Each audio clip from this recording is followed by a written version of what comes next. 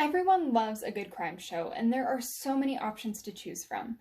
NCIS, CSI, and Law & Order, just to name a few. But did you know that they are full of inaccuracies? These shows have created what is called the CSI effect, a skewing of expectations people place on forensic science, and especially DNA evidence. The most serious consequences of these effects might be refusing to convict on a circumstantial case due to lack of physical evidence, or the conviction of an innocent person based on physical evidence present at the scene that's unrelated to the crime. Juries biased by the CSI effect can have a difficult time accepting items of evidence that are not physically, tangibly concrete. If we know what to look for in crime shows and how to avoid being swayed by the CSI effect, our expectations of forensic science will be much more realistic, and therefore our justice system can be more effective.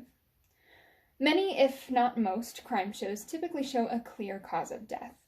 It can be difficult for a jury to accept an unknown cause of death, but cause of death is not always clear and is sometimes scientifically impossible to determine.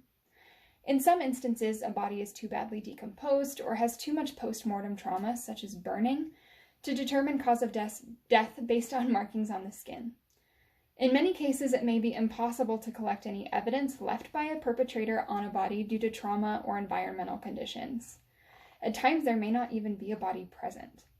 This is where an investigator and prosecutor would have to rely on circumstantial evidence to piece the story together.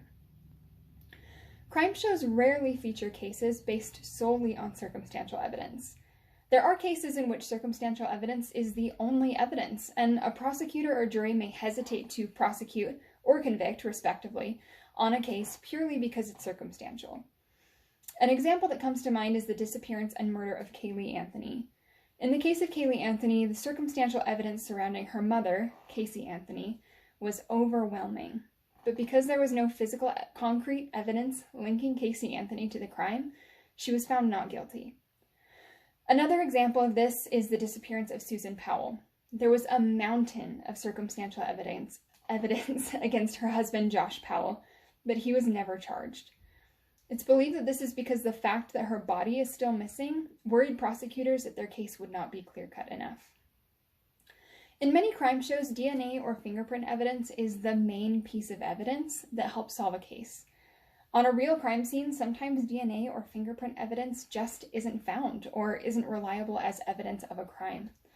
A jury may be hesitant to convict without DNA or fingerprints, or may be too swift to convict in a situation where DNA or fingerprints are present, even if there is another good reason for the evidence to be there.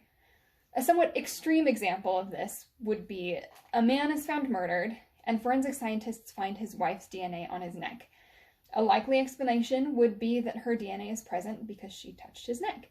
But an overzealous jury might feel that this is evidence that she attempted to strangle him and left her DNA behind. Even if there is DNA or fingerprint evidence present, that evidence may not be helpful in the moment because there isn't a match in the system. There are parts of crime shows that are just unrealistic and can sway juries and the public. In crime shows, an overwhelming amount of forensic evidence is often present and is typically clear-cut.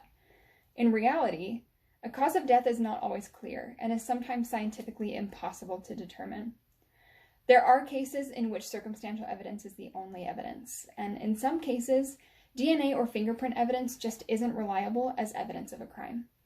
If we know what to look for in crime shows and how to avoid being swayed by the CSI effect, our expectations of forensic science will be much more realistic, and hopefully, our justice system can become even more effective. Are there any questions?